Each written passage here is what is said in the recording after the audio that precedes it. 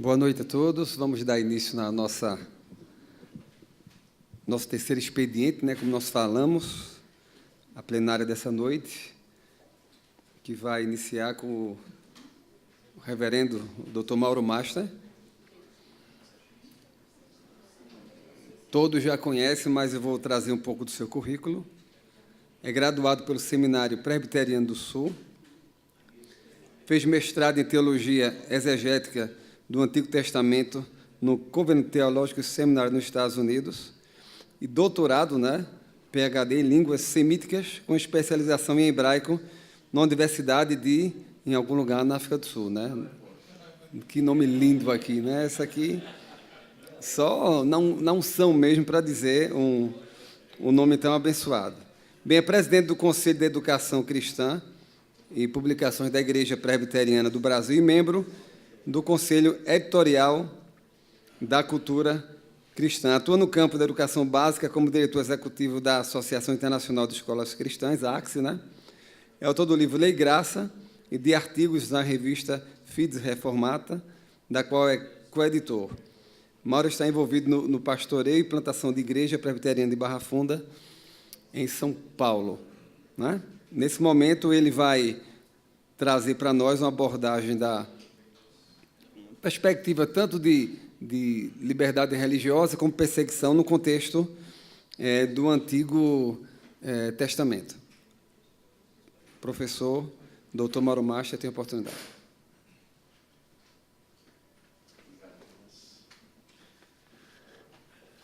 Muito boa noite a todos. É um prazer estar aqui com vocês. Vocês que me ouvem pela tradução. Quem está traduzindo é meu filho. E isso é muito perigoso. Pelo programa, vocês podem ver que o meu tópico era o mais animado de todos. Tópico a ser confirmado. Eu venho de uma série de viagens ao exterior, na sequência, e eu precisava de tempo ainda para parar e meditar e poder dar um tópico mais preciso. Ontem, conversando com o Dr. Christoph Sauer, sabendo que ele vai ser o meu o próximo palestrante, então nós combinamos algo, no qual eu poderia trabalhar uma base sobre a qual ele vai poder estender o tópico dele nessa noite, que é respondendo teologicamente à perseguição. Então, o meu tópico é o contexto da perseguição e da liberdade religiosa no Antigo Testamento. Acredito que seja algo muito pouco refletido, muito pouca gente pensa nisso, e tenta estabelecer bases e fundamentos que estruturem o pensamento para a liberdade religiosa a partir do Antigo Testamento, até porque no Antigo Testamento nós encontramos uma teocracia, e quando você fala em teocracia é muito diferente de uma democracia, onde nós prezamos a liberdade religiosa. Então, vamos voltar os nossos olhos e o nosso foco para a questão da religião e da fé a partir do Antigo Testamento. O primeiro ponto que eu gostaria de deixar claro é que religião e fé são elementos essenciais do ser humano. O homem ele foi criado para o exercício da fé. Aliás, nós vivemos num mundo no qual a fé é essencial para todas as coisas. O exemplo mais simples e mais fácil que eu posso dar para vocês é o nosso sistema econômico. Nós vivemos num sistema econômico que é baseado em fé. É um sistema fiduciário. Então, quando você pega uma nota de dinheiro, seja ela em real, seja ela em dólar, seja ela em euro ou em qualquer coisa, em qualquer moeda do mundo, você, na verdade, acredita que aquilo ali tem um valor. Mas, se você pegar o papel, ele não vale aquilo que diz valer. Então, todo o nosso sistema econômico ele é fiduciário. Por exemplo, as bolsas de valores ao redor do mundo inteiro, na economia global, elas são baseadas na percepção, numa forma de fé que os aplicadores têm de que a economia vai ou melhorar ou vai piorar e assim por diante.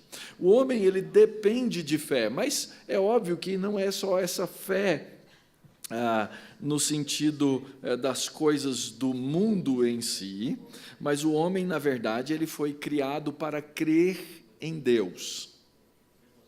No Gênesis, no primeiro e segundo capítulos da Bíblia, nós encontramos isso muito claro. A narrativa de Gênesis demonstra que o primeiro pecado do ser humano, que nós conhecemos na teologia por queda, foi um ato deliberado de incredulidade. O homem não creu naquilo que o Criador disse. Ele foi convencido a crer em alguém diferente do Criador, ele acreditou na serpente, ele acreditou em si mesmo e ele deixou de crer na palavra do Criador. Deus disse: você pode comer de todas as árvores do jardim, mas de uma árvore especificamente você não pode comer, porque no dia em que dela você comer, você vai morrer. O que o homem fez? Ele olhou para aquela situação, ele ouviu a palavra da serpente, ele falou assim: não acredito. Se eu comer, na verdade, eu acredito no que a serpente está dizendo. Eu vou ser igual a Deus e eu vou ter essas prerrogativas que Deus mesmo tem. Então, nós precisamos entender que o homem, na criação, ele foi criado para crer, e que todo ser humano, inclusive aquele que diz, eu não creio em absolutamente nada fora do mundo, ele tem que preencher um vazio da fé que ele tem, porque ele foi criado dessa maneira.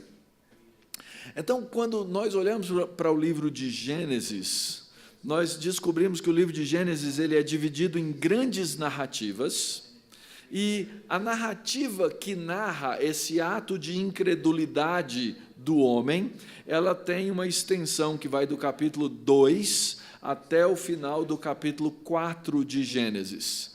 E nessa extensão da narrativa, várias pequenas narrativas e tópicos são inseridos pelo narrador. Por exemplo, nessa narrativa a gente vê a formação do jardim, as fronteiras. Deus cria o homem, Deus estabelece com o homem um pacto moral, quando ele diz, de todas as árvores você pode comer, mas dessa você não pode comer, ou seja, Deus estava criando uma barreira moral para o homem, você tem que me obedecer. Deus deu ao homem no jardim o exercício da autoridade, você vai poder fazer todas essas coisas, você vai governar, você vai expandir e assim por diante. É dentro da mesma narrativa que o homem é tentado, e pela tentação ele cai, segundo a sua própria cobiça. É ali que o homem é confrontado por Deus no seu pecado, e é exatamente ali que o homem também é amaldiçoado por Deus. E é naquele momento em que o homem é amaldiçoado que nós saímos como raça humana da condição de ter uma religião para ter múltiplas religiões. Ali, na maldição do homem, é que nós vemos essa divisão.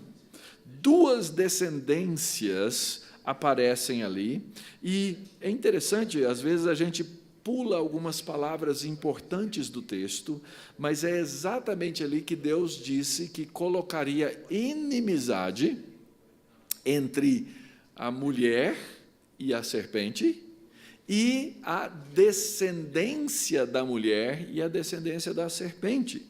E essas formam, então, essas tensões religiosas que dali para frente serão contínuas e permanentes. Ou seja, o estado de guerra religiosa, ele é, num certo sentido, natural depois da queda. Não porque Deus assim quisesse, mas por causa do pecado do próprio homem. O homem, então, é expulso do paraíso e, finalmente, ainda dentro da mesma narrativa, que começa no capítulo 2 e termina no capítulo 4, o homem tem 2 filhos, Caim e Abel. Ora, se você já frequentou a igreja, se você já leu a Bíblia, você conhece a história de Caim e Abel. E é dentro desse contexto da própria família que surge o primeiro caso de perseguição religiosa. E essa perseguição religiosa termina num assassinato. Então, a partir do capítulo 4, no versículo 3, o texto diz assim: aconteceu que, ao fim de uns tempos, trouxe Caim do fruto da terra uma oferta ao Senhor, e Abel, por sua vez, trouxe das primícias do seu rebanho e da gordura desse. Agradou-se o Senhor de Abel e sua oferta, ao passo que de Caim e de sua oferta não se agradou. E aí começa esse problema. Irou-se, pois, sobremaneira Caim, descaiu-lhe o semblante, e então lhe disse o Senhor: por que andas irado? E por que descaiu o teu semblante? Se procederes bem, não é certo que serás aceito. Se, todavia, procederes mal, eis que o pecado está à porta, o seu desejo será contra ti, mas a ti cumpre dominá-lo. E o que Deus estava dizendo é: Caim, os seus instintos religiosos precisam ser dominados. Eles não são civilizados. Eles precisam de civilidade. Mas a gente vai observar na sequência da narrativa que ele não é capaz de fazer isso, e do primeiro caso de perseguição religiosa vem, então, o que eu já disse, o primeiro assassinato. Então, num engodo, num engano intrafamiliar ainda, Caim chama seu irmão Abel e disse: vamos para o campo. Estando eles no campo, sucedeu que se levantou Caim contra Abel, seu irmão, e o matou. Perseguição religiosa. Deus aceitou a um, não aceitou ao outro.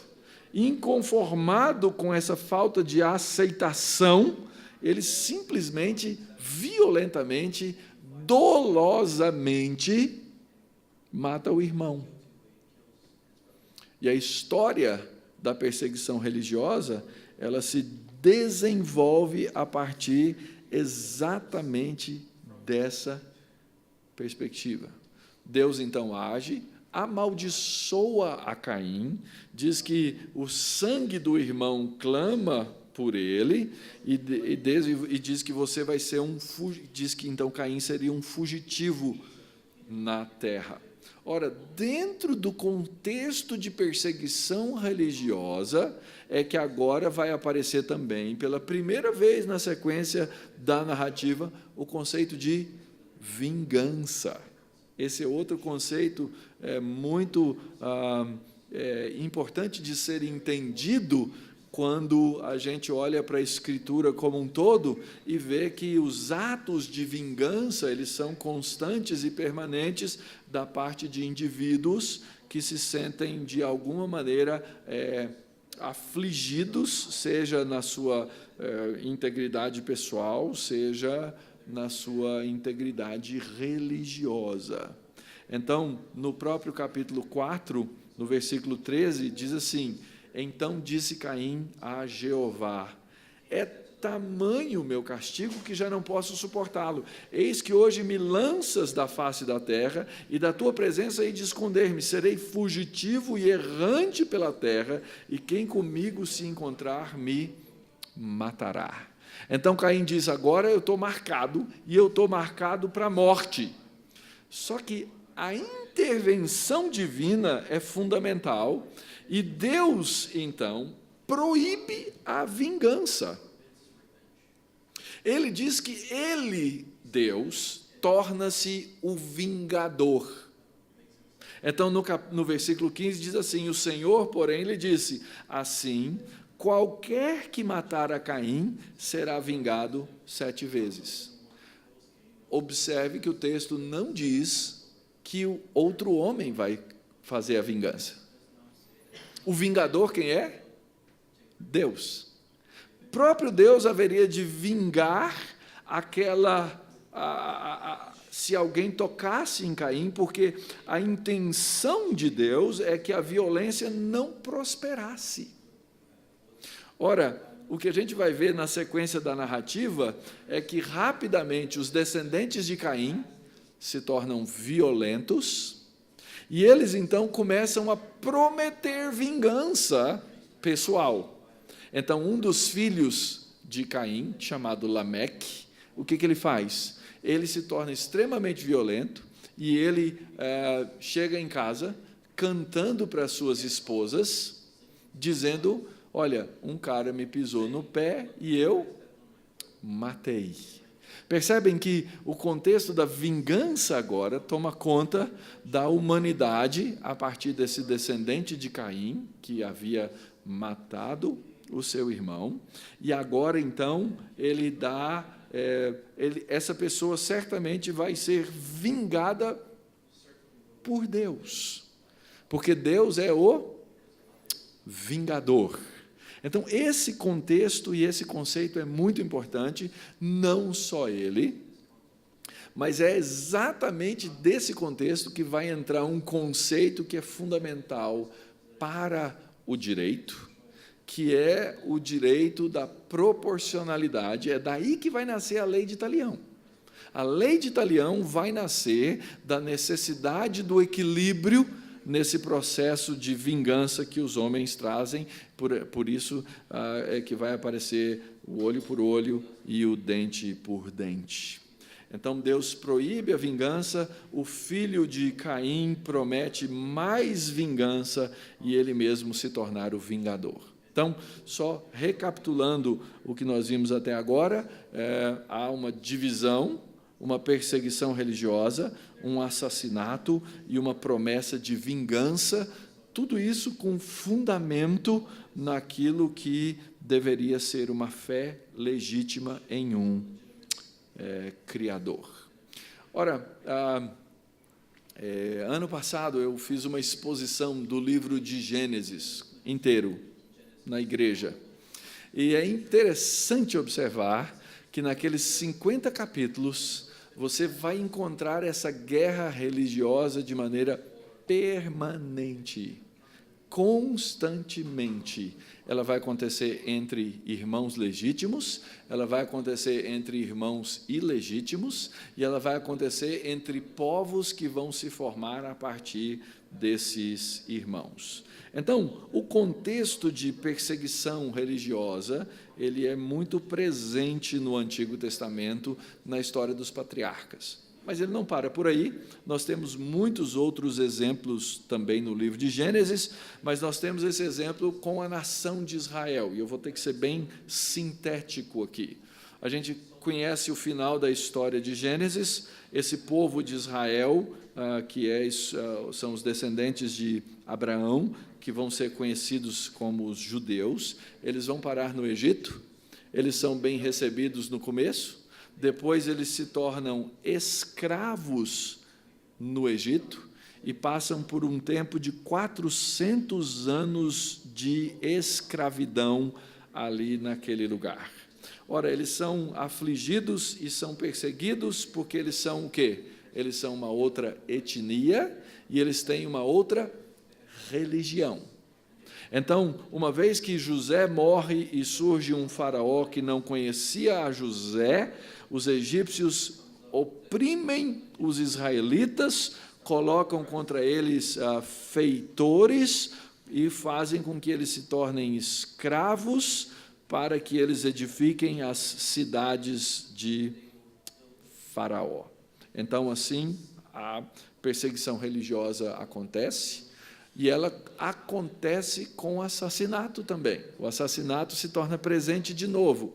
A gente vê isso no capítulo 1, no versículo 16, quando o texto diz que as mulheres israelitas elas tinham filhos em abundância, não importa a opressão que eles passavam, e aí o faraó diz o quê?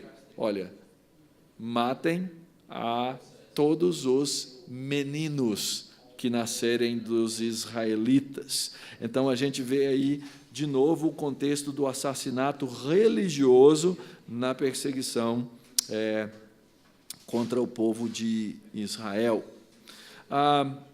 Anos mais tarde, surge um personagem na história chamado Moisés. Ele é chamado por Deus para ser o libertador.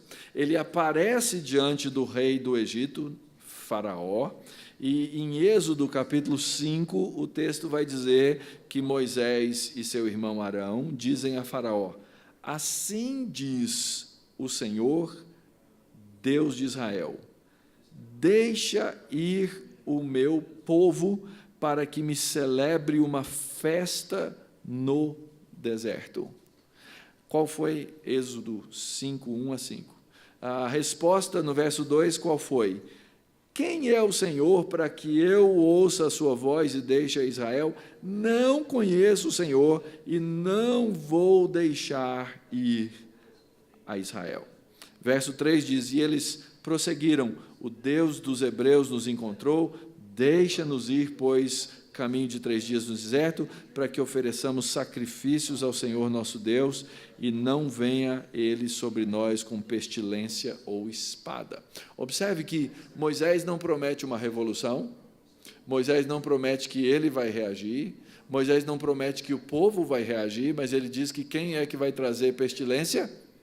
Deus. Aliás, eu não queria entrar nesse tema porque eu sei que ele é controverso, mas esse é, ou essa é, a origem da chamada jihad teológica, a Guerra Santa. A Guerra Santa na Bíblia, ela nunca é feita pelo povo de Deus. Ela é sempre feita por Deus mesmo. Nunca um israelita morreu numa Guerra Santa. Deus não pediu que eles morressem numa Guerra Santa, porque a Guerra Santa é exatamente por esse processo no qual Deus faz essas coisas todas. Muito bem. Faraó recusa a libertação, e essa recusa dá sequência às famosas 10 pragas no Egito, até que o povo sai, depois das 10 pragas e da própria morte do filho de Faraó, e então ele manda finalmente o povo embora, e ele faz com, e o povo então sai às pressas, eles cruzam o Mar Vermelho, e quando são perseguidos novamente, quem é que age? Deus. Sempre Deus agindo em nome e em favor do seu povo. E você vai ver isso no Pentateuco, você vai ver isso em outros livros da Bíblia, inclusive nos Salmos, inclusive nos Cânticos. Em Deuteronômio, capítulo 32, versos 35 e 36, o texto, Deus está falando, é um dos discursos de Moisés, ele fala pela boca de Moisés, e ele diz assim, a mim me pertence a vingança, a mim pertence a retribuição a seu tempo, quando resvalar o seu pé, porque o dia da calamidade está próximo e o seu destino se apressa em chegar. Porque o Senhor fará justiça ao seu povo e se compadecerá dos seus servos, quando vir que o seu poder se foi e já não há escravo e nem livre. Então, esse é o conceito de que Deus vai livrar o seu povo no seu tempo, no tempo correto. Nós temos também no Antigo Testamento a história dos profetas. Os profetas, eles foram grandemente perseguidos, tanto internamente quanto externamente. Eles foram perseguidos pelas próprias autoridades do povo israelita, quando eles falavam a verdade e as estruturas do poder no meio do povo estavam falsificadas. Elas estavam cheias de mentira, cheias de opressão, cheias de abuso contra o povo. Mas, muitas vezes, o povo foi também perseguido por outros povos, e por outros reis, e nós vamos ter aí diversos exemplos. O outro grande exemplo de perseguição que a gente encontra no Antigo Testamento é o cativeiro na Babilônia. Mas a gente precisa prestar muita atenção. Em primeiro lugar, porque o povo foi enviado para o cativeiro na Babilônia por quem? Por Deus. Foi Deus que mandou eles para o cativeiro na Babilônia. Então, você podia olhar e dizer assim, então não é perseguição religiosa. Calma lá. Deus usa um povo para perseguir o seu povo religiosamente, para atacar a terra de Israel, para destruir as suas estruturas e, finalmente, levá-los cativos. Só que essa história toda do cativeiro, ela é muito interessante porque a metanarrativa da história ela é descrita por Deus antes da história. Então, ele diz, eu estou no controle, eu sei o que vai acontecer, e não só sei o que vai acontecer, daqui 70 anos eu vou trazer vocês de volta. Ou seja, Deus deu, inclusive, um tempo no qual aquilo ia acontecer de novo. Mas a religião de Israel foi vilipendiada, foi destruída,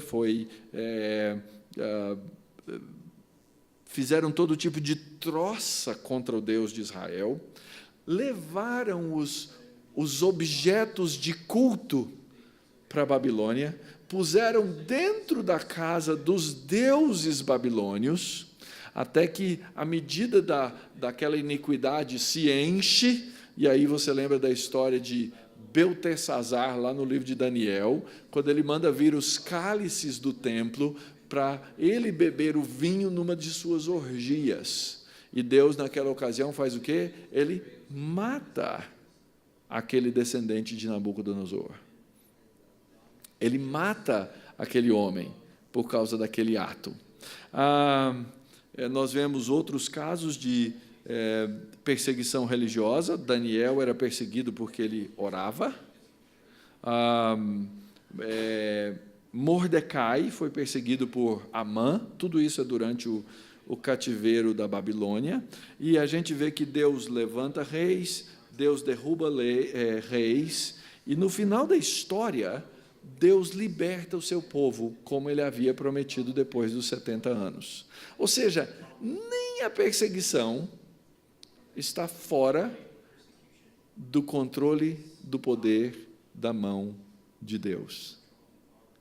Isso é muito interessante na história da igreja, porque a gente sabe que quando a igreja é perseguida, e ninguém está atrás de perseguição, ninguém quer ser perseguido, mas a gente vê na história que quando a igreja se acomoda e Deus envia a perseguição, a igreja floresce de outras maneiras, por meio do sangue dos mártires. Toda essa história se abre para o caminho glorioso da vinda de Cristo. Então, os babilônios caem, outros reinos se assenhoram da história. Os gregos estabelecem uma cultura mundial geral. Os romanos dominam o grego e estabelecem a Pax Romana, e, a partir dali, abrem-se as portas para a vinda do Messias e para a pregação do Evangelho. Então, Deus usa a história. E Deus usa a perseguição, muitas vezes. Em todos esses casos de perseguição que eu mencionei aqui, a perseguição foi por causa da fé, uma fé que se traduziu em fidelidade, e quando o povo de Deus disse que não abriria mão da verdade de Deus. Então, a teologia do Antigo Testamento, ela nos deixa uma herança. A herança da teologia do Antigo Testamento, que foi deixado para a igreja do Novo Testamento, é essa pregação livre do Evangelho a todos os homens, nunca forçando-os, mas convencendo-os da verdade de Deus no sacrifício de Cristo, e assim aceitando o seu próprio martírio por causa da verdade de Deus. E essa é a razão pela qual o cristianismo bíblico sempre defendeu e sempre defenderá a liberdade de religião e a liberdade de consciência. Então, o que eu tentei mostrar aqui para vocês, rapidamente, é que existe uma estrutura prévia que nos é dada no arcabouço da teologia do Antigo Testamento e que nos traz ao ápice daquele momento para a vinda de Cristo, para que o Evangelho seja pregado livremente a todos os povos, todas as raças, em todas as línguas e em todas as nações. Se nós seremos maioria ou minoria, só Deus sabe. Se nós seremos ainda bravamente perseguidos, ou se ainda pelos mecanismos da democracia nós vamos conseguir ter mais tempo de sobrevivência tranquila no mundo, não sabemos.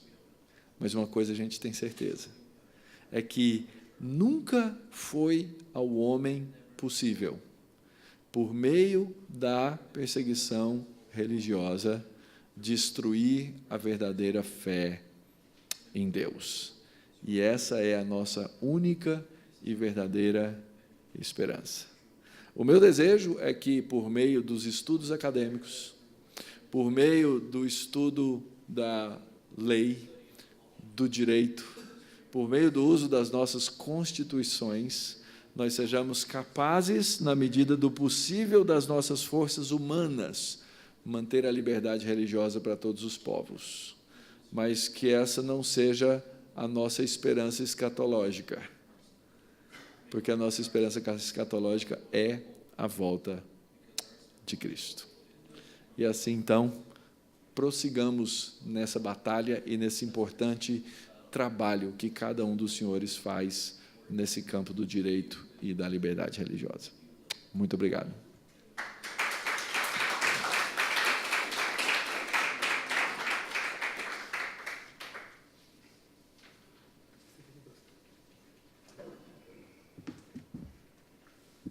Dando continuidade ainda nesse momento, nós vamos abrir a oportunidade para quem queira trazer alguma pergunta ao reverendo Mauro Master sobre o tema abordado nessa noite. Por favor, não.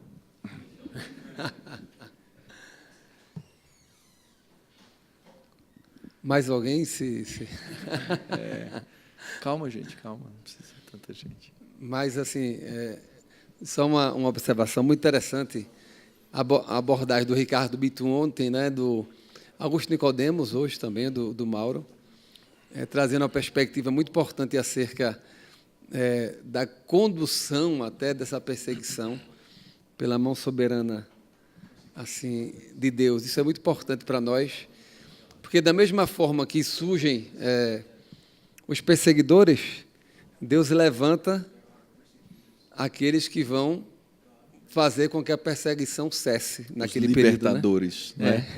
Que nós sejamos, né, aqui é evidente, né, um pouco perseguidos, como analisamos aqui naquela questão de violência simbólica, né, e violência real, mas também que sejamos todos instrumentos, sabendo dessas verdades de Deus, nas mãos do Senhor, para fazer cessar, dentro dos nossos limites, das nossas competências, essas perseguições que têm surgido contra a igreja e contra a liberdade de religião como um todo, independente da crença e até respeitando aqueles que não creem em nenhuma perspectiva de religião ou de fé, né?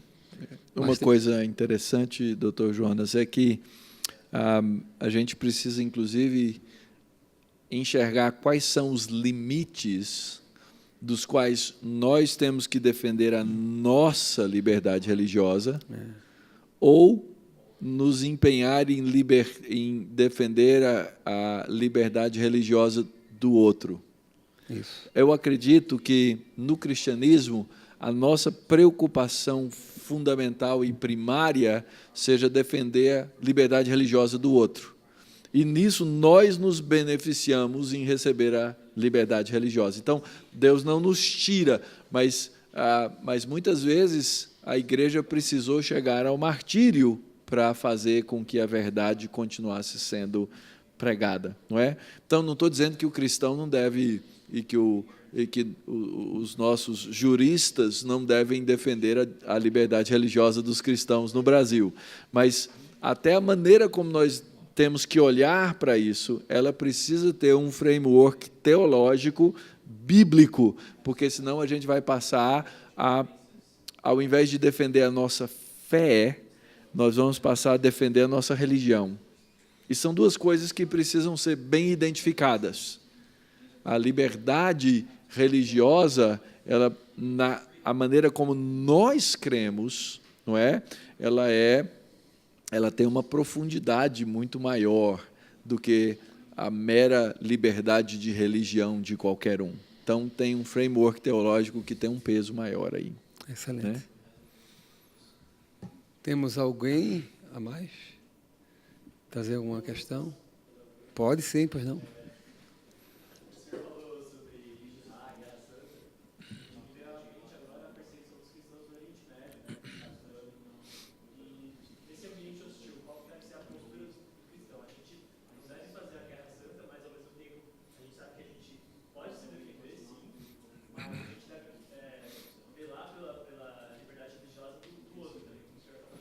Uhum. Nesse ambiente extremo, eu sei que é difícil acontecer, mas pode acontecer.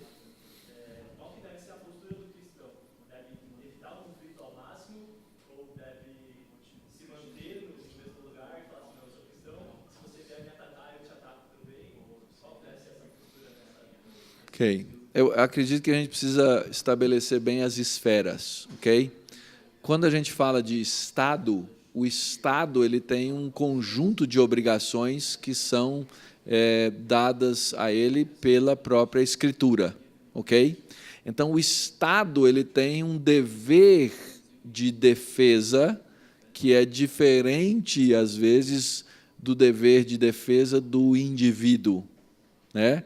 Agora, se eu for perseguido, é óbvio, eu não vou ficar parado esperando.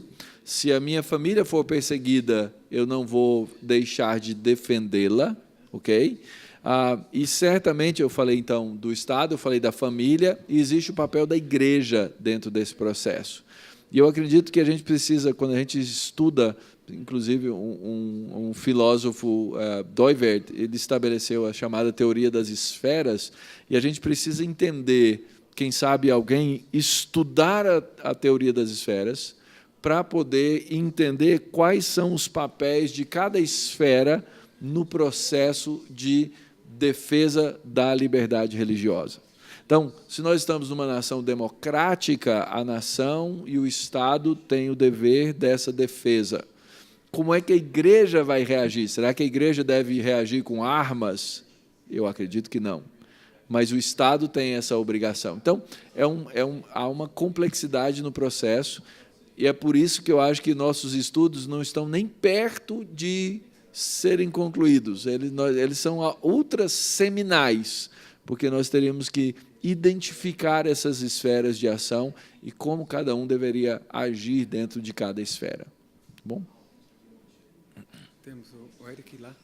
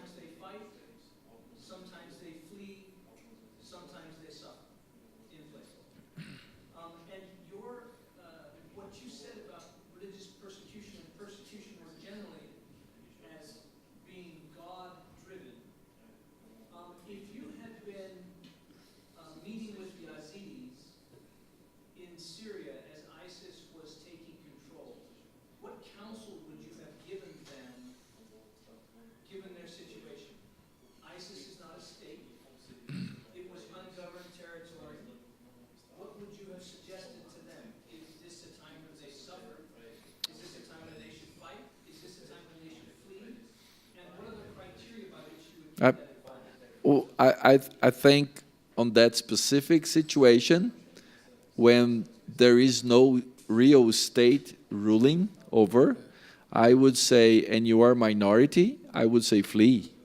I have no doubt about that, the situation. I mean, you're going to lose, you're going to die, and you're not looking. I mean, martyrdom is not something that I'm looking for. I'm not looking for martyrdom. I am there, and I can become a martyr. And I know there was a certain idea that the martyrs are look for that. I think that was a theological mistake. I mean, it happens, and we have to fight in certain when we are fighting for faith. But that was way beyond faith. That was a mix of religious, political domination that I wouldn't say just stay and die for it. But sometimes not possible to flee. And sometimes people have to die, and people will, well, if that's the case, then comes the second point, how are you going to die? So, but certainly it's a complex situation. I think that us in the West, I think Brazilians, I don't know where you're from, but in Brazil, we don't have a war for, since the Second World War, Brazil has not participated in any war. So we have a generation or 2 or 3 generations or more of people that we don't even understand that concept. How is it to fight? What does it mean? And what are you fighting for? So I think each people in generation in different countries will understand that very differently. Many times we don't have interaction with people that went through those things. You know, we read about, maybe we watch a movie about, maybe we study about, but it's very hard to really get to know what's going on those cases and how to give advice on what to do. But if you can flee, you flee, and if you're going to die, you have to see how you're going to die, for the truth or no. A Ana Júri teve uma experiência interessante quando nós ajudamos alguns refugiados a chegarem ao nosso país. Inicialmente havia uma preocupação nossa, porque imagina, se nós trouxéssemos todos os perseguidos, né? A perseguição foi uma forma também da igreja crescer, né? Na verdade, isso é uma realidade.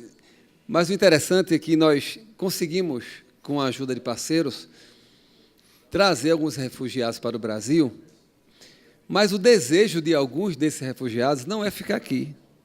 Eles querem voltar para a sua nação e proclamar o Evangelho. Logo, existem aqueles que, eu acredito, estão preparados para suportar uma perseguição. Eu acho que não é muito o contexto brasileiro, como nós falamos, não temos muitas guerras, muitos conflitos, mas até na perspectiva de ajudar os perseguidos, nós nos preocupamos, né?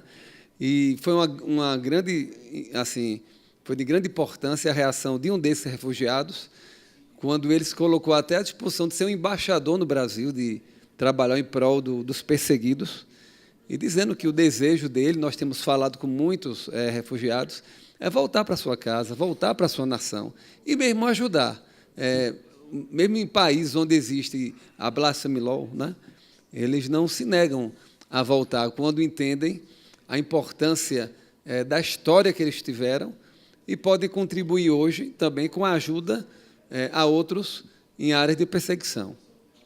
É realmente muito importante essa perspectiva, essa discussão, porque nós nunca sabemos o que talvez pense o outro de acordo com a sua realidade política, social, né, o seu contexto, mas que nós possamos assim amadurecer cada vez mais e pedir a Deus que nos ajude, né, a cooperar da maneira ideal, né, dentro dos nossos limites.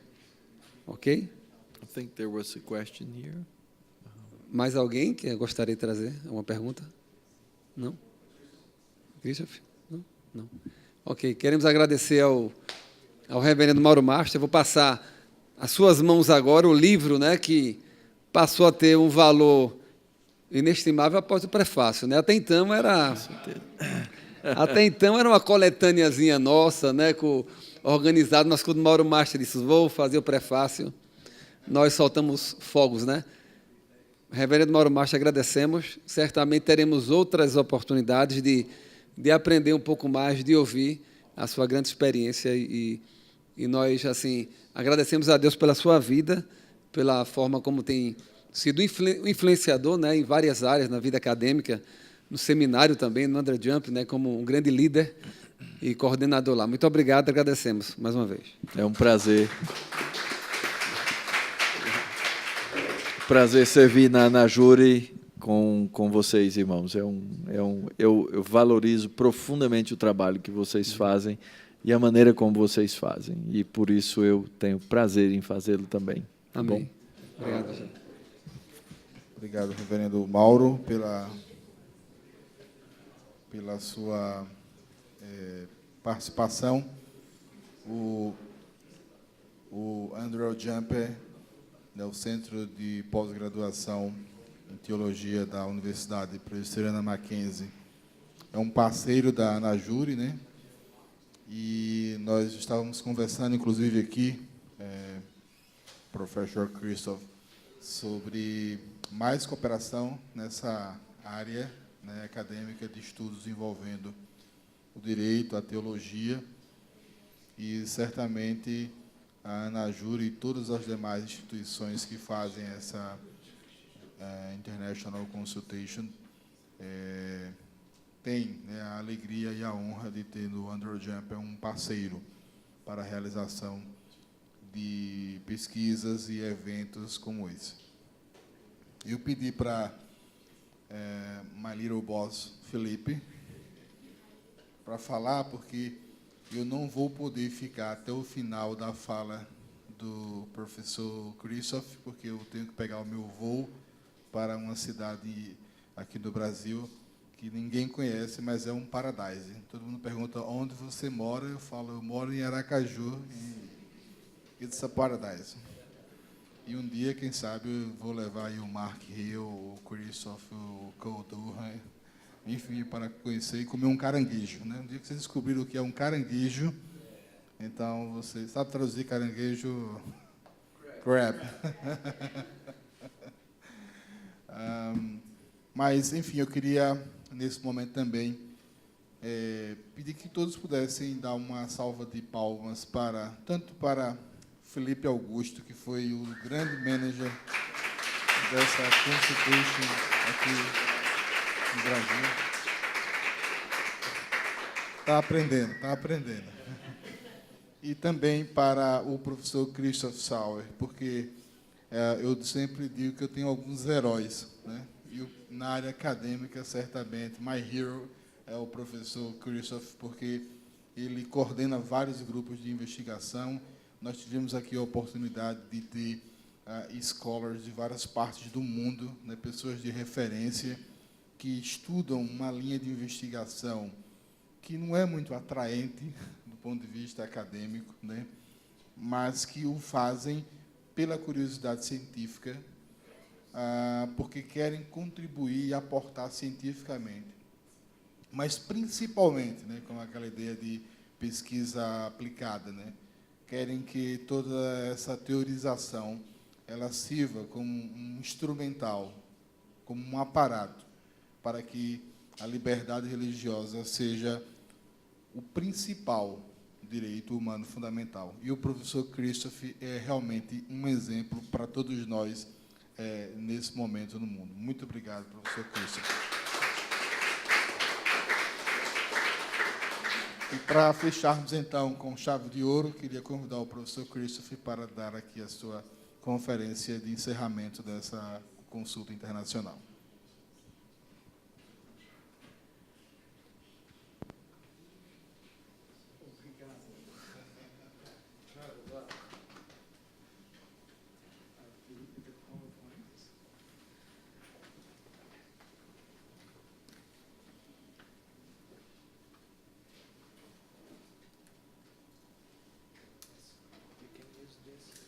Yes, very good.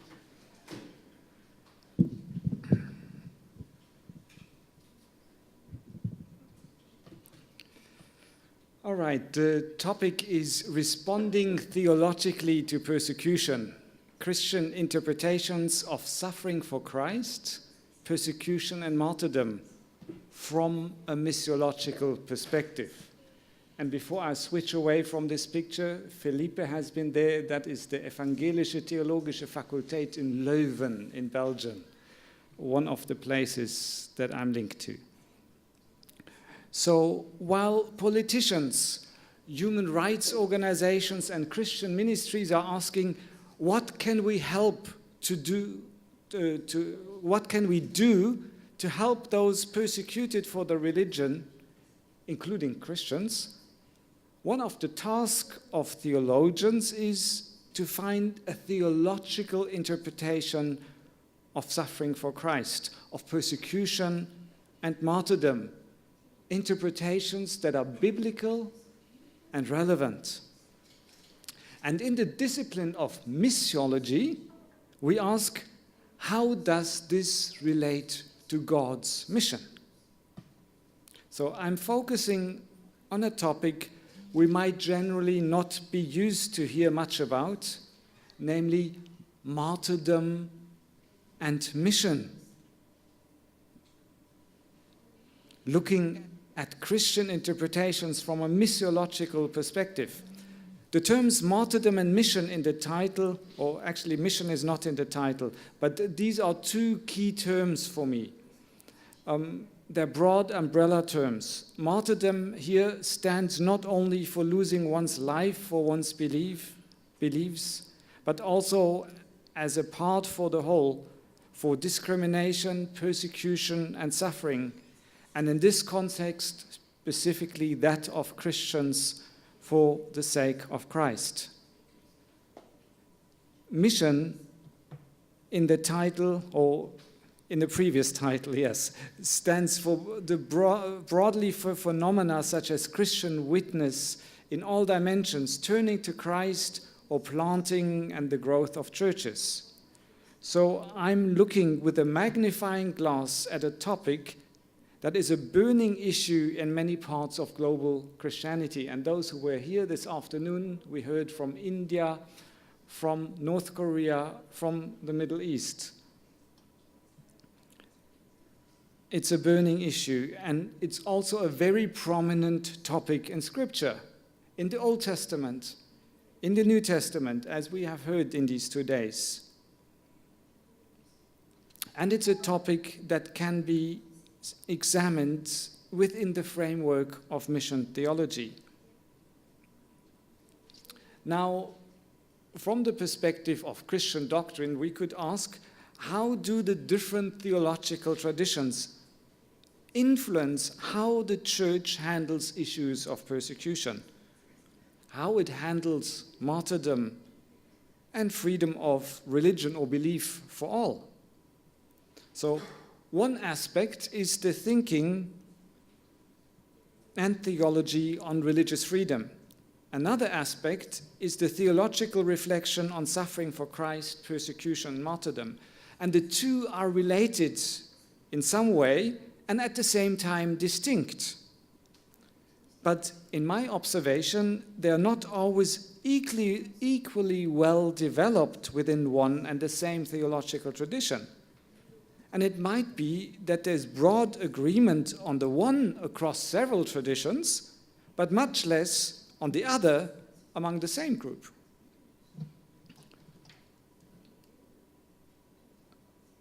Slide.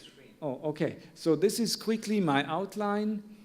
I'll first talk about theologies of persecution and freedom of religion or belief intention, then about very briefly, theological foundations of freedom of religion or belief, because others have already talked about it. And my main point and emphasis will be a theological interpretation framework of suffering, persecution, and martyrdom. And if we still have time, I'll give you 12 theses on how martyrdom and mission correlate. All right, theologies of persecution and freedom of religion or belief intention. My impression from extensive research is the following. If one quickly surveys the large blocks of Christianity in the order of their historical emergence. Firstly, the Orthodox usually have a strong theology of martyrdom that rehearses the Church Fathers. When it comes to their theological assessment of freedom of religion or belief as a human right, there are at least some that have certain reservations, as they prefer rather to talk about God's rights, and accordingly find human rights too human-centered. Hegemonic Orthodox churches, such as the Russian Orthodox Church, might be strong in speaking up in the defense of persecuted Christians elsewhere, but they might be weak when it comes to freedom of religion or belief for the non-Orthodox in their own country.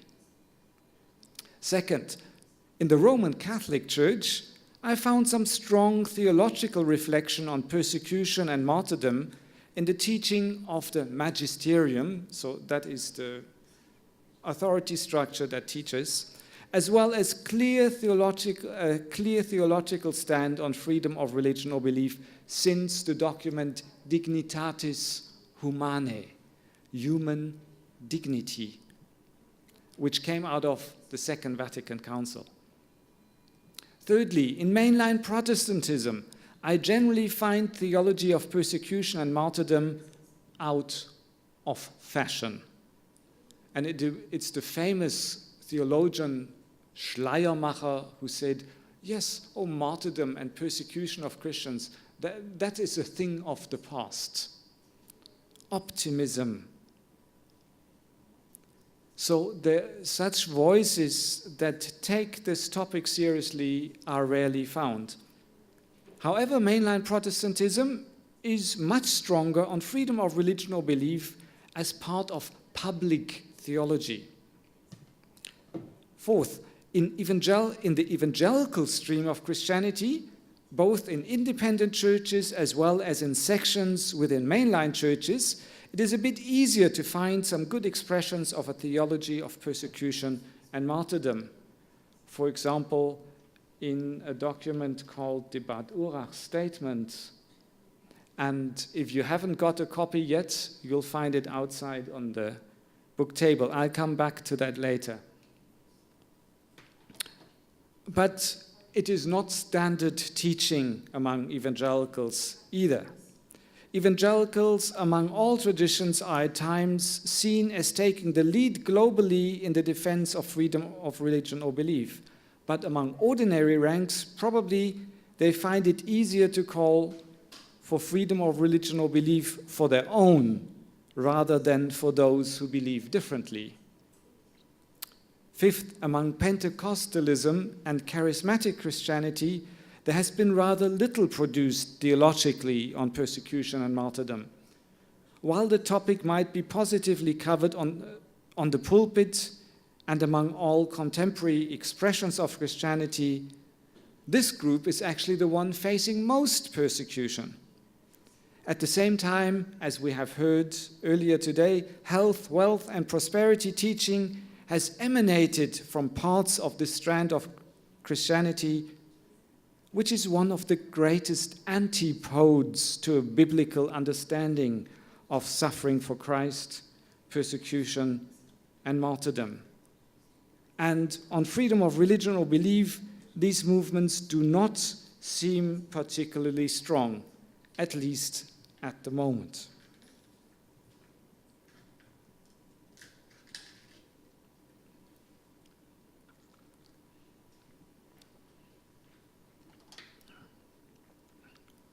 Theological foundations of freedom of thought, conscience, religion, or belief. We've already heard some about this in the earlier theological contributions. Let me just quickly summarize. Man is created in the image of God. God gives each human being inherent dignity. Therefore, we must respect each other's dignity as human beings. And secondly, God has given human beings consciences and the capacity to choose between good and evil. God does not force or manipulate people, but awaits our decisions and respects them. God does not make us puppets and fools on strings. Therefore, we must respect each other's freedom of thought, conscience, religion, or belief. And therefore, Christians who really follow Christ do not coerce, entice, or manipulate people. Therefore, anyone is free to leave the Christian church without being killed. Because this dignity and this freedom is something bestowed by God on all humankind, we respect, protect, and defend freedom of religion or belief for all, and help to create conditions in our societies that a peaceful living together is possible despite different worldviews. So, a first response to discrimination and persecution from a theological perspective is underpinning the defense of freedom of religion or belief for all with good theological arguments. However, concerning the type of response to persecution, this does not lead us much beyond what other human rights defenders, international bodies, governments, and NGOs can do. Therefore, I would like to emphasize the inner Christian theological interpretation of discrimination, suffering for Christ, persecution, and martyrdom today. I'm choosing a systematic approach from an evangelical Protestant perspective. It is based on an evangelical consensus statement on suffering, persecution, and martyrdom called the Bad Urach Statement, because that's the place in Germany, a spa with the name Urach, where the conference was held. And there were 2 Brazilians participating there, Leonora van der Meer and a Chinese lady from Indonesia who found refuge in Brazil, Margarita Adivardana, both trainers of missionaries. So this statement tries to cover this topic systematically and covers numerous dimensions. Now, in my postdoctoral thesis, I have developed this further. The topic was martyrdom and mission. And there I tried to view everything from the perspective of the glory of God and the glorification of God. Because there are 11 different dimensions in this Bad Urach statement, and we cannot just spread them out flat on the table all equally, like the antagonistic dimension or the Christological dimension. They are of different weight. So the dimensions do not all have the same weight and rank. I will now pick the most important ones. And I have developed an image for this. And so that you know that I can also draw, I have drawn you a little flower. You know, as you draw on a computer. You know, this flower symbolizes what God is doing. Out of a dirty soil, out of bloody persecution, God can make a beautiful, radiant flower grow. It's like with the story of Joseph, who says, man meant it for evil, but God made something good out of it. So that is symbolized. And then this flower, it has a shining core center. And then it has a whole number of leaves. Then it has a stem. The stem are the hermeneutics. It turns the flower this or that direction. And then there's a leaf that looks like the soil, like the ground. It's the antagonistic aspect, which must never come into the center. The the stereotypes, the hostility, the enmity must never be in the center of our Christian engagement with persecution. Otherwise, it will be all skewed. That's why it's very much at the margins. So the core center, the yellow spot there, that is the doxological dimension, the glory of God. The doxological dimension is also the big picture frame all around, because only within this framework of interpretation we can see things properly. Then the red circle around is the Christological dimension, because only from Christ we have a proper Christian understanding of all those things.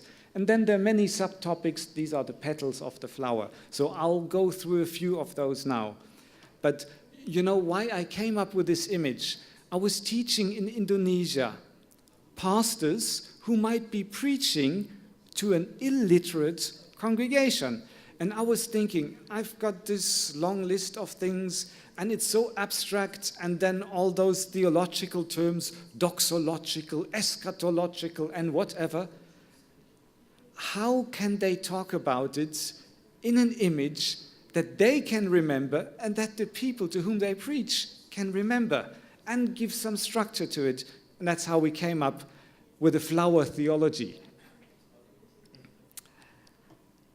All right, now I'll go through a few points, and for each I will state the key questions every theologian will have to answer concerning that aspect if you want to design a Christian theology on this topic. And then I'll briefly give my own, and it's very sketchy, and it's just the bare bones structure. All right, let's move let's quickly go back. Here you see various dimensions. I will focus on those that are boxed on the left-hand side, the doxological dimension, the Christological dimension, discipleship, and the ecclesiological dimension. I'll explain those names later.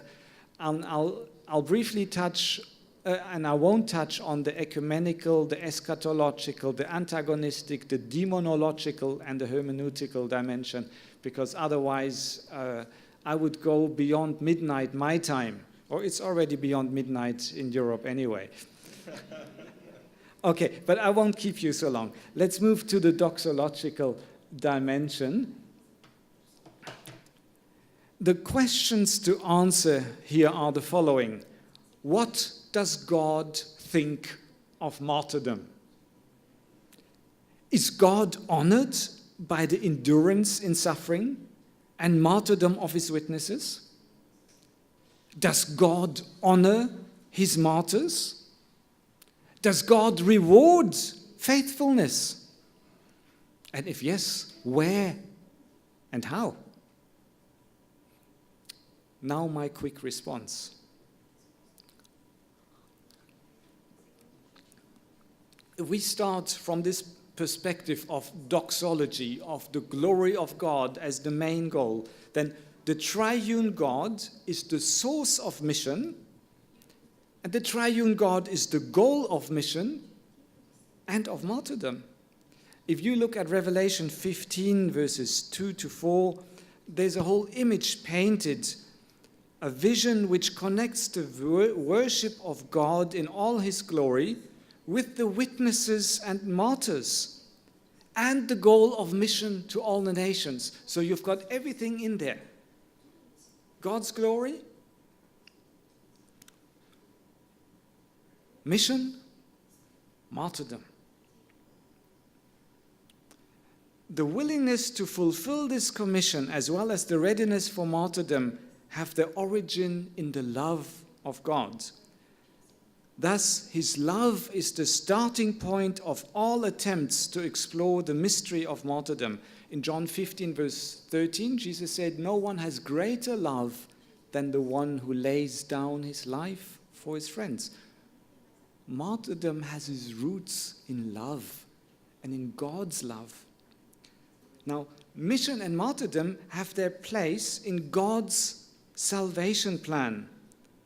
And the goal of God's salvation plan is his doxa, That's the Greek word for glory, for God's glory, for God's glorification.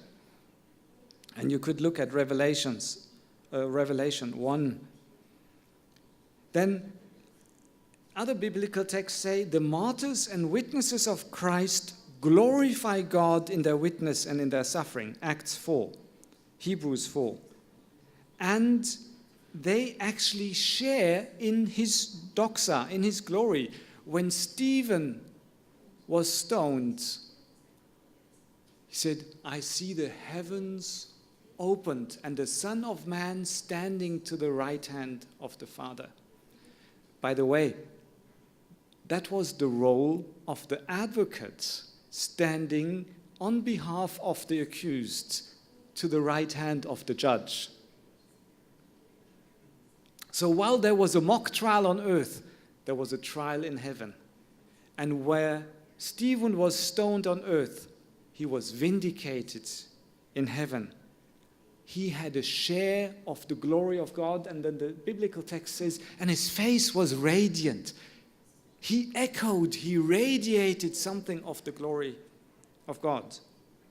And then other texts say that the martyrs will be honored and will be given a greater responsibility in God's rule in his new world. Revelation 3, verse 12, for example. There'll be pillars in the temple of God.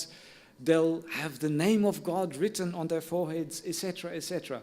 So they belong to God. They play a liturgical role. They play a managerial role in God's kingdom. And the future glory vastly outweighs all the hostilities and struggles which are part of persecution and martyrdom. Again, Revelation 21. The various authors of these persecutions have already been overcome by Christ's victory, even though they still have some remaining temporal power to cause damage. If you look at Romans 8, verse 3, or Ephesians 6, the devil roaming around like a lion, seeking whom he may devour. But it's an enemy in retreat, who in principle has already been defeated. So there's a difference between D-Day, Decision Day, and V-Day, Victory Day. So if God's love is the origin, and God's doxa, God's glory, is the goal of mission, then these two form the framework of interpretation. But the next step is the normative center is the person, the work, and the teaching of Jesus Christ. And this is where then a Christian theology of martyrdom goes beyond Old Testament foundations. A good scriptural reason is found in the transition between Hebrews 11 and Hebrews 12, where it says, because we have such a cloud of witnesses and martyrs preceding us, we are called to look up to Jesus. So there is a distinctively Christian perspective that is added in the New Testament to basic anthropology and trust and faithfulness in God and God's sovereignty and God's rule over history, etc. So I had to be long on this one because this is the picture frame. That is foundational. And without the picture frame, everything else will be out of the frame. The Christological dimension. Some of the key questions in this Christ-focused dimension are, what role does the person of Jesus Christ play for a Christian interpretation of suffering, persecution, and martyrdom? And then, how do the mission of Jesus and his suffering and death correlate? Did he just die by accident or unfortunately and his career was cut short? How do suffering and glory correlate in the life of Jesus? And another interesting question, can Jesus be called a martyr? Let me mark my own position with a reiteration that the Christological dimension is the normative center of martyrdom theology, as I argued above. Christ's mission leads from glory, from heaven above, via the cross, to glory. If you look at Philippians 2, verses 6 following, his passion and death are part of his mission for the salvation of the world and not the tragic failure of his mission. If we follow the explanation Jesus himself had given to his disciples, if you look at Luke 24:44 following. And his death is of unique redemptive importance. He died once and for all. Hebrews 9:28, 10 verse 12. And as a unique substitutionary act, it is completely sufficient, irreplaceable, unrepeatable, and cannot be copied. And that was expressed in the Badura statement. The respective understanding of Christology has immediate consequences for the interpretation of discipleship, which we will cover next. The key questions arising in the dimension of discipleship are: how does the cross of Christ relate to the cross of his disciples? And in how far is the cross of Christ unique? In how far is Jesus a model for his followers in his suffering? And how are discipleship and suffering, persecution, and martyrdom related? In my view, the cross of Christ is the basic patterns for the mission of his followers. As Jesus said, where I am, my servant will also be. John 12:23 or Mark 8:34 following. So the risen Christ continues his mission in and through his followers. And as they persecuted him, and as the devil tried to finish his ministry, the same hostility is now turned against the body of Christ on earth. Now, if Christ is the pattern for his disciples, that also means that their mission and their attitude of love and their behavior in persecution have been established through his example and his teaching, if you look at Matthew 5 and many verses following. And as we have heard before, God in his sovereignty can use their suffering and even their martyrdom for the extension of his kingdom. John 12:24. And if the seed of grain falls into the ground and dies, it can bear a lot of fruit. That is not an automatism, a law of nature in this case. It is by the grace of God that something very ugly, evil, painful can be turned in something fruitful by God for his kingdom, despite all human intentions, because God is sovereign. I have to move to the ecclesiological dimension. In the ecclesiological dimension, questions arising are: how do the less persecuted and those more persecuted relate to each other in the body of Christ? What does this mean across time, across geographical space, and across Christian divides? What role does Christian unity or disunity play? And what does this mean for Christian solidarity with the persecuted?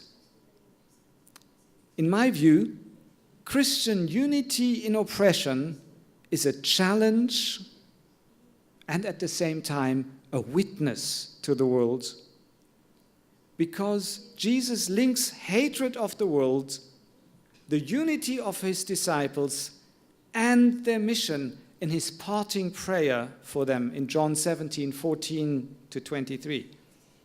So unity strengthens Christian witness. Also look at 2 Corinthians 1:8 following.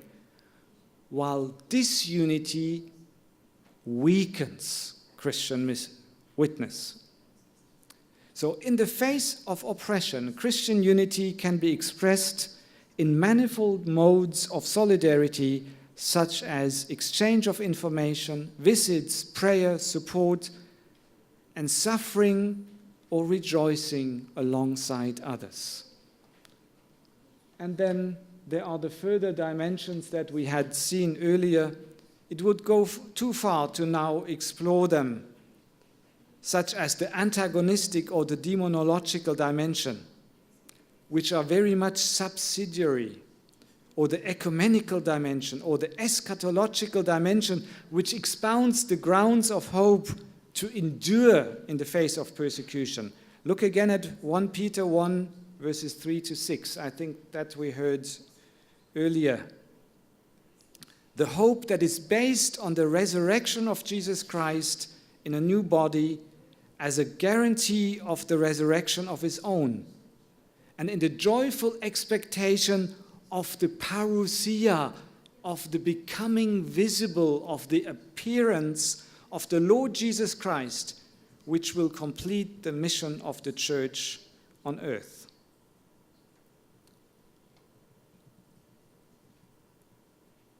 I have to quickly mention the hermeneutical dimension. Again, it would reveal the correlation of martyrdom and mission is not only varied in different theologies due to the diverse context, but to a large extent determined by different hermeneutical presuppositions, by a different reading or place of Scripture in the respective theology. I find a salvation historical perspective most helpful for the interpretation of suffering, persecution, and martyrdom within a Trinitarian theology, as it emphasizes that we live in the period between Christ's ascension and his coming in power and glory, in which the church is to fulfill God's mission, which is marked by suffering. I will end here, so I stay within my time. You can read those 12 theses at some other time, or we'll just keep them on the screen while we have a conversation.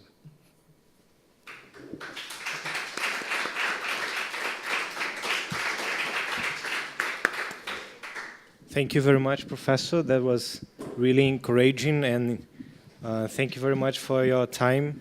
And I'd like to give opportunity for those of you who want to contribute and ask some questions for Professor Christoph, please. Not only questions, insights. Alguém gostaria de fazer alguma pergunta ou alguma intervenção?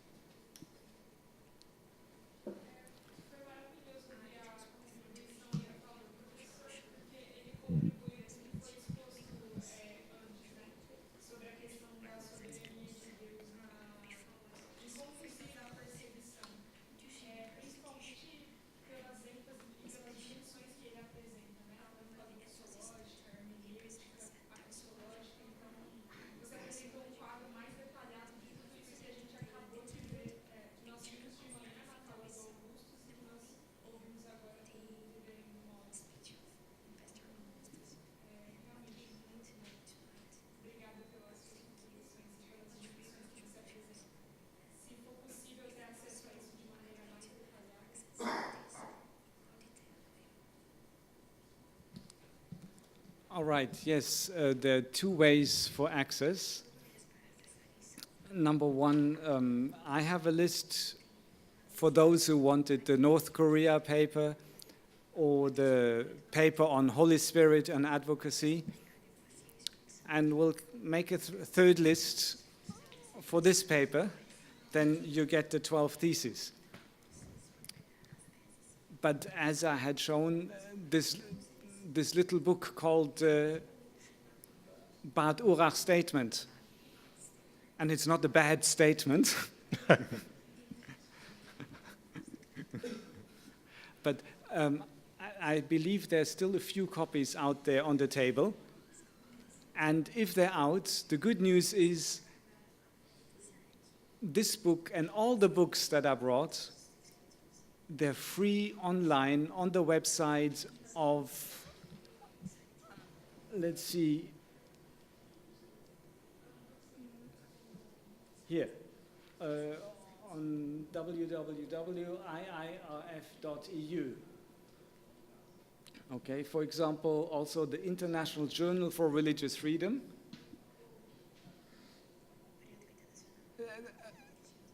Now I make advertisement. When you do your master's work, you can start writing in this journal and submit articles.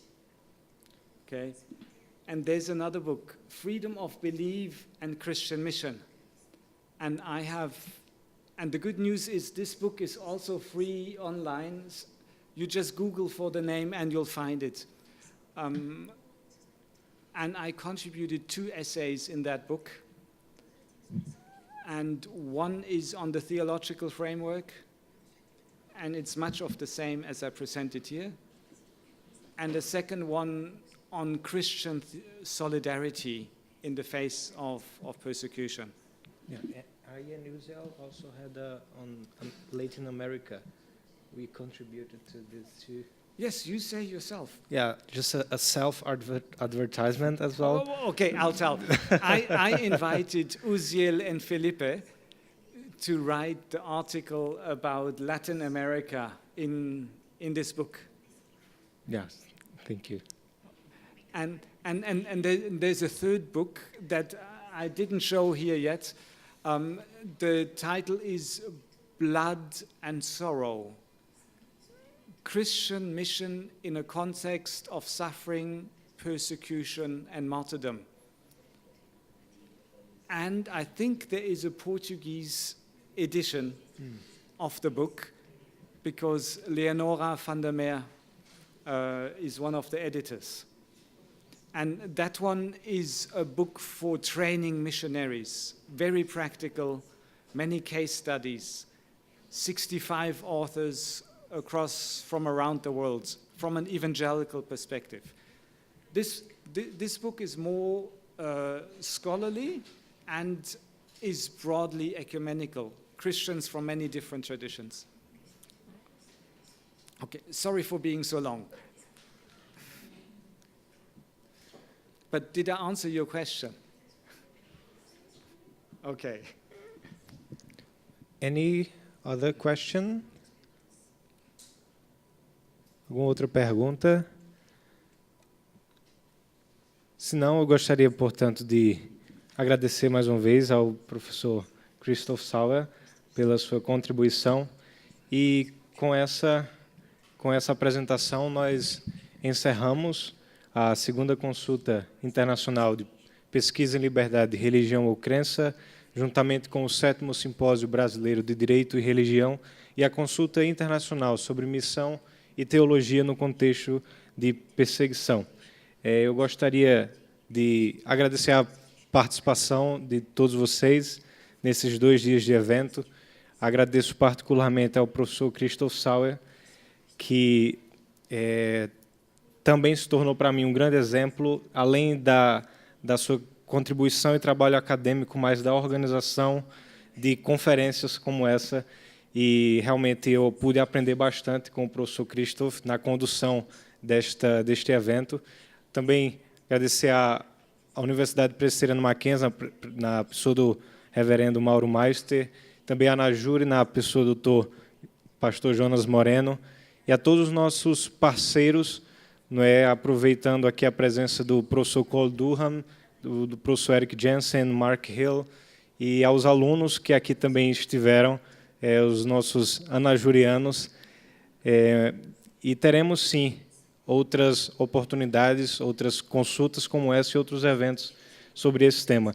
O professor Cristo gostaria também de dizer alguns concluding remarks. If you want to study further, you go back to the call for papers. Because in the call for papers that we issued, we mentioned two major research projects or events. The one was the largest research project to date on Christian responses to persecution.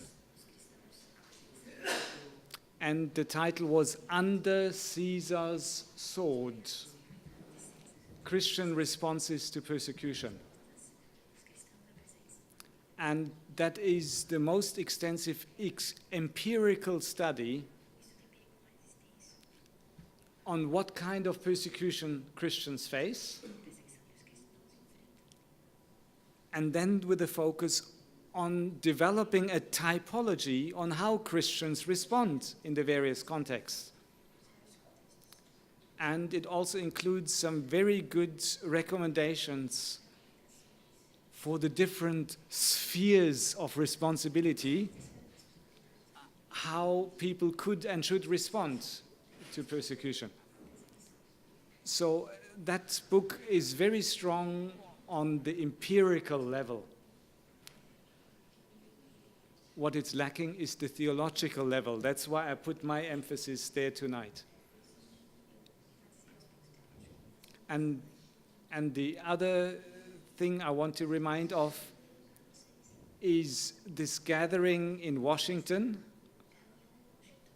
by the State Department that was called Ministerial on Advancing Freedom of Religion or Belief.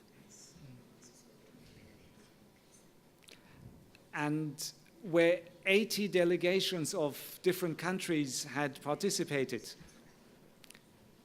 And some of you could study what nice speeches those delegations gave, how their governments further religious freedom in their countries. And then you take the reports of the human rights defenders next to it. For example, on Sri Lanka, both are online. And then it looks like day and night. You could do a comparative study between window talks and critical reality. And you could analyze all the speeches given there. What are the dimensions, the key thoughts, the leading ideas? You could also critically examine the whole event and ask what happens if a country that is the most powerful force in the earth, or the world police, if they and their Department of Foreign Affairs, their State Department, invites others. What about the danger that the defense of religious freedom is intermingled with the foreign policy interests of a dominant nation?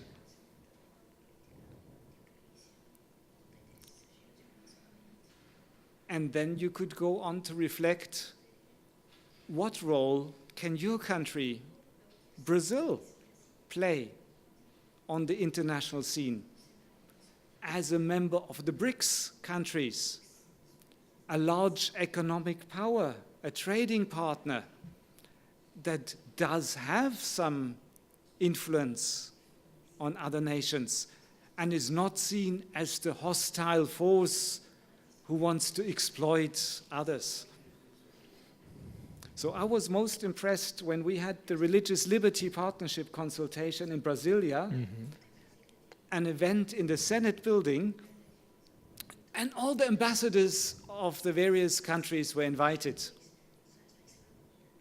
One ambassador came. Guess from which country? North Korea. And we had a good conversation with him. So think and pray about what role you can play as Brazilians on the world scene, and also in receiving possibly more refugees, Christians who had to leave because they turned to Christ, or refugees who on their way were helped by Christians and then wanted to belong to that warm community. And then German immigration officials don't believe them and want to send them back. And then we might need another country to send them to. So these are just a few thoughts from conversation these days. So I am most grateful for the hospitality I experienced, for the deep theological input and wisdom by your professors here at Mackenzie Presbyterian University, and by your input as younger and older scholars, and the collegial exchange and the unity in Christ. So let's keep on working together for the advancement of Christ's kingdom and for the glory of God until Christ comes again. Amen. Amen. Thank you. Obrigado.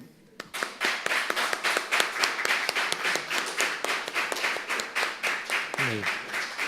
Desejo a todos uma boa noite e apenas peço que aqueles que têm os seus equipamentos de tradução simultânea, que deixem, por favor, ao final da sala, naquela caixa. If you have the simultaneous interpretation equipment, please leave in that box at the end of the room.